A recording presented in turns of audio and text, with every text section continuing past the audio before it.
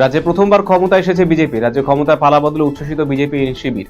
চাকুলিয়া নিজামপুর 1 নম্বর পঞ্চায়েত এলাকায় বিজয় মিছিল বের করা হলো। চাকুলিয়া কনভেনর তারক সরকারের উদ্যোগে আয়োজিত বিজয় মিছিলে অসংখ্য দলীয় কর্মী সমর্থক অংশ নিয়েছিল। পাশাপাশি কর্মী সমর্থকদের জন্য ঝালমুড়ি বিতরণের উদ্যোগ নেওয়া হয় বিজেপির তরফে।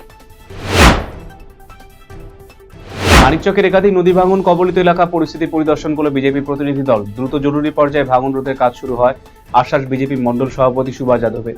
মঙ্গলবার রাজ্য সরকার এবং মানিকচক বিধানসভা বিধায়ক গৌরচন্দ্র মণ্ডলের নির্দেশ মতো মানিকচক বিধানসভা বিজেপির এক প্রতিনিধি দল মানিকচক ব্লকের অন্তর্গত ধরমপুর, মানিকচক, গোপালপুর সহ বিভিন্ন নদী তীরবর্তী অঞ্চলে ভাঙন সমস্যা ঘুরে দেখেন, কথা বলেন সাধারণ মানুষের সঙ্গে।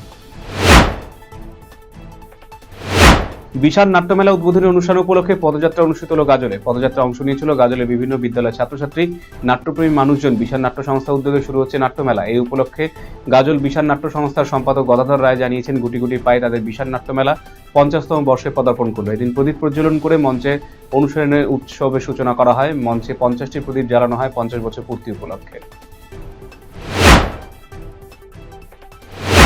26 নম্বর শিলিগুড়ি এবং 19 নম্বর ডাবগ্রাম ফুলবাড়ি বিজেপি যুব মোর্চার উদ্যোগে সোমবার শিলিগুড়ি শহরে ধন্যবাদ মিছিলের আয়োজন করা হলো। সাধারণ মানুষের সমর্থনের প্রতি কৃতজ্ঞতা জানাতে কর্মসূচি বলে জানিয়েছে সংগঠন নেতৃবৃন্দ।